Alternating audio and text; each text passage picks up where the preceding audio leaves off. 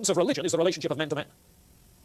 And that in Feuerbach is one of the main sources for religious humanism, as that developed in the 19th and on into the early 20th century. That is to say, a humanistic religion, such as you often find in the Unity Church, where religion is reduced indeed to pursuit of human ideals. Now, the statement of this sort of thing in Feuerbach is very explicit. Listen to this, and I'm reading from 239 in the Anthology. Religion, at least the Christian, is the relation of man to himself, to his own nature. The divine thing is nothing else than the human being. The human being freed from the limits of the individual and made objective, contemplated and revered as another distinct being. All the attributes of divine nature are therefore attributes of human nature. And, let's see. Only when we abandon theology, this is 250, only when we abandon theology distinct from psychology and anthropology, and recognize anthropology as itself theology, do we attain to a true self-satisfying identity of the divine and the human being, the identity of the human being with itself. So, give Feuerbach a quick reading. It's taken from his work on the essence of Christianity, a tremendously influential work at that stage in history, and one which underlies the development of religion within a naturalistic philosophy in the 20th century. Religion within a naturalistic philosophy. Now, when Karl Marx says that religion is the opiate of the masses, what he's doing is drawing on what Feuerbach says. You see? He's drawing on the notion that religion is a form of sublimation of our own ideals, desires for ourselves that we project into a hypothetical mythical being. So religious symbolism then cannot be translated into language about God, it's simply language about the human condition and human need. And the place to address human need is not in religion, but there's the story of Marxism. So that is the left wing of Hegelian religious thought. The right wing, as you might expect again from the label, is essentially more orthodox in theological terms, retaining Hegel's idealism and his panentheism, but retaining a fairly traditional view of Christianity. And we'll see more of that in some of the later idealists. Then there is a further distinction that's drawn between the old and the young Hegelians, where the old Hegelians are more conservative in their interpretation. They agree that Hegel brought philosophy to its finest hour, 19th century evolutionary idealism, you see. That Hegelian philosophy is probably the system to end all systems. And so there was an extensive neo-Hegelian movement throughout Europe, certainly. In Britain, it took over Oxford. In this country, it was particularly centered in St. Louis and became known as the St. Louis School. The St. Louis School. And we'll have reason to refer to that later on. Next time, in fact.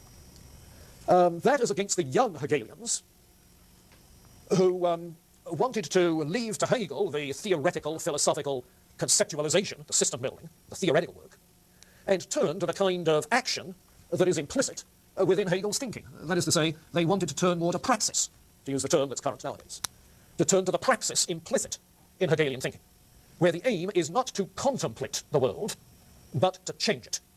Not to contemplate the world, but to change it. That is to say, to be an agent in the dialectical movement of history. And as you can anticipate, Marx and Engels were some of these young Hegelians. So what you get then is the emergence of Marxist philosophy in the 1840s. Marxist philosophy, which is known as dialectical materialism.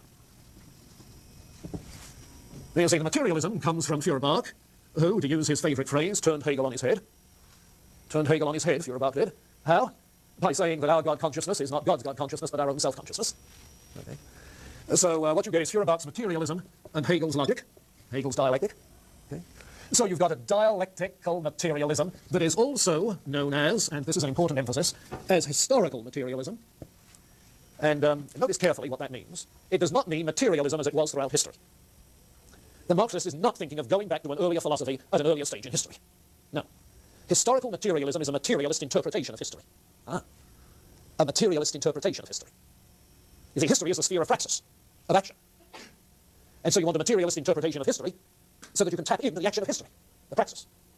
And the materialistic interpretation of history, of course, is one that is given in terms of the dialectic. That's why you call it dialectical materialism. The dialectic being a thesis, antithesis, synthesis movement of history. But you see, it is the material conditions of history which are the driving force, not absolute spirit. So instead of history being a manifestation of absolute spirit, as it is for an idealist interpretation of history, where you can say concepts make history, you see, in a materialist interpretation of history, it's the material conditions that make history. Meaning what? The forces and means of production. That is to say, the economic conditions that make history. And so you get an economic determinism, a class struggle that is the dynamic force in history. It's a change in history, class struggle, thesis and antithesis. And this is the way in which Marxism developed. Does that make connection for you? Okay. Okay, next time we'll pick up on the 19th century idealists other than Hegel. And I'll give you a grocery list.